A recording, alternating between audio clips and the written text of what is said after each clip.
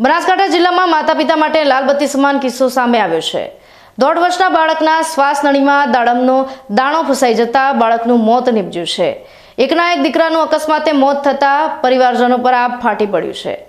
દિયોદરના વેપારી પિયુષભાઈ તન્ના કે જેમના ભાઈ મુન્નાભાઈ તન્નાના ઘરે જન્મદિવસની ઉજવણીનો પ્રસંગ રાખેલો હતો અને આખો પરિવાર ઉજવણીમાં મશગુલ હતો। તે દરમિયાન પિયુષભાઈ તન્નાનો સુપુત્ર જેનિલ બટાકા પૌવાનો નાસ્તો કરી રહેલ હતો।